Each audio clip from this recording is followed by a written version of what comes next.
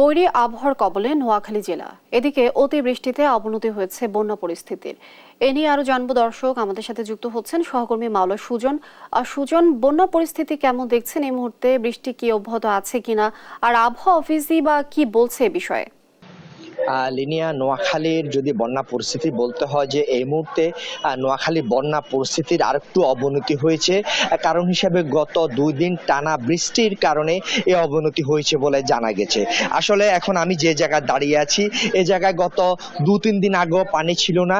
বিগত দিনে যে বন্যা হয়েছিল বন্যা পানি গিয়ে এখানে একদম শুকিয়ে গিয়েছে। কিন্তু গতকাল এবং গত পরশুদিন রাতে টানা বৃষ্টির কারণে এখানে প্রায় 5 থেকে 6 ইঞ্চি পানি আবার উঠেছে।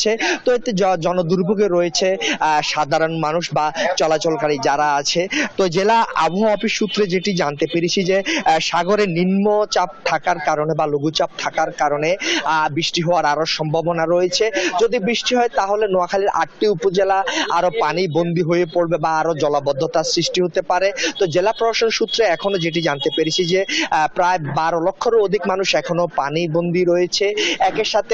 একই সাথে প্রায় 500-এর উপরে আশ্রয় কেন্দ্র খোলা রয়েছে। এইসব আশ্রয় কেন্দ্রে 50,000-এরও বেশি মানুষ রয়েছে। এছাড়া প্রায় আরো 300 মোট 800টি আশ্রয় কেন্দ্র প্রস্তুত রাখা হয়েছে। যদি অতিরিক্ত পানি হয় তাহলে ওইসব আশ্রয় কেন্দ্রে বানবাসীরা উঠবে। আরেকটি তথ্য জানিয়ে রাখতে চাই যে এই পানির কারণে আসলে জনজীবন একরকম স্থবির হয়ে পড়েছে গত বন্যার মতোই। অতিরিক্ত পানি বৃদ্ধি পাওয়ায় মানুষ, বিশেষ করে যারা নিম্ন আয়ের মানুষ রয়েছে, শ্রমজীবী মানুষ রয়েছে, কর্মজীবী মানুষ রয়েছে, তারা একরকম ঘরবন্দি অবস্থায় রয়েছে।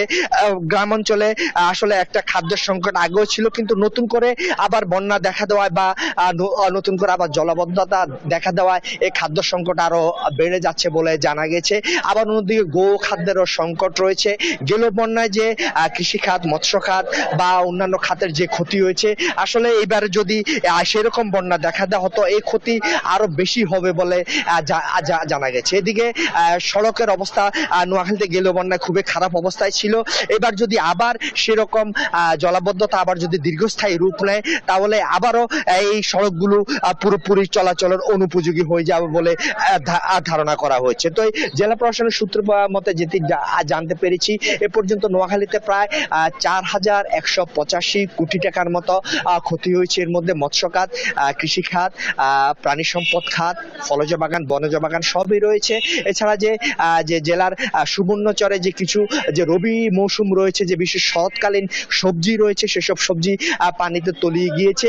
তো কিছুদিন রোদ উঠার পরে সেসব কৃষকরা আবার নতুন করে চারা রোপণ করেছিল, কিন্তু গত 2 দিনের বৃষ্টিতে সেই চারাগুলো আবার পুরোপুরি নষ্ট হয়ে যায়। কৃষকরা একটি লোকসানের মুখে পড়েছে। একই সাথে যে মৎস্য খামার বা মৎস্যকের যেগুলা রয়েছিল, এগুলাতে আবার যে মৎস্য চাষী যারা রয়েছিল তারা নতুন করে আবার মাছের ফোনা ফেলেছিল, এগুলো আবার নতুন করে যে বৃষ্টি হয়েছে এই বৃষ্টিতে আবার ভেসে যাওয়ার সম্ভাবনা রয়েছে।